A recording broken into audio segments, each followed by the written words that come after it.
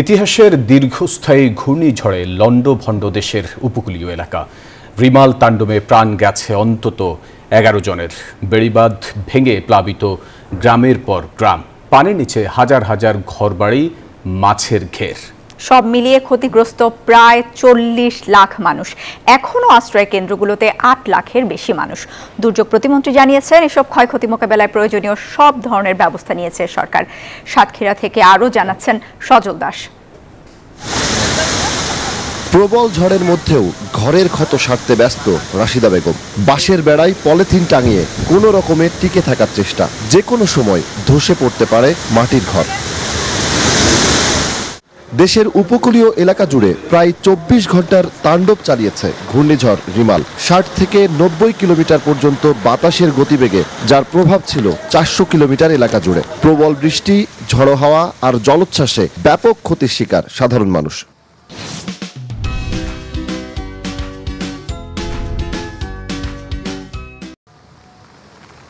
বাগেরহাট পটুয়াখালীতে বাঁধ ভেঙে প্লাবিত হয়েছে বেশ কয়েকটি গ্রাম, বিধ্বস্ত হাজারো বাড়িঘর।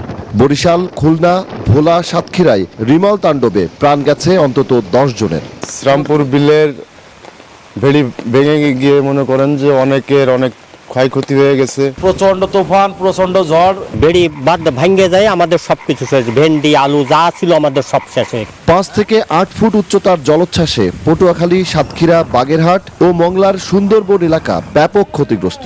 জোয়ারের পানিতে ভেসেছে মাছের ঘের, পুকুর। মুরগি ছিল এতে, কিছু মুরগি মারা গেছে আর কিছু বেঁচে আছে, আমরা আরেক জায়গায় রেখে দিছি। এই 1000 মুরগি ছিল, কিছু মুরগি মারা গেছে, কিছু মুরগি বেঁচে আছে। আর এই ঘর পুড়ে গেছে ঝড়ে গিয়ে গত রাতে এই অবস্থা। এখন রিমালের আঘাতে ক্ষতিগ্রস্ত হয়েছে 19 জেলা। দুর্গত এলাকায় নগদ অর্থসহ ত্রাণ পাঠানো শুরু করেছে সরকার। এই পর্যন্ত প্রাপ্ত তথ্য অনুযায়ী 10 জনের মৃত্যুর খবর পাওয়া গেছে।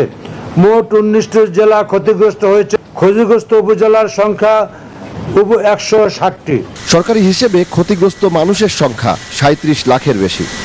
নিজের শক্তি দেখিয়ে উপকূল অতিক্রম করেছে অতি প্রবল ঘূর্ণিঝড় রিমেল, কিন্তু রেখে গেছে ক্ষতচিহ্ন। বিভিন্ন জায়গায় ভেঙেছে বাঁধ, উপকূলীয় এলাকায় প্রবেশ করেছে পানি। আবার কিছু জায়গায় ভেঙে পড়েছে এমন অনেক ঘরবাড়ি। উপকূলের মানুষ বলছেন, এই ক্ষতি পুষিয়ে উঠতে তাদের সময় লাগবে বেশ কিছুটা। সজল দাস, নিউজ 24, সাতক্ষীরা।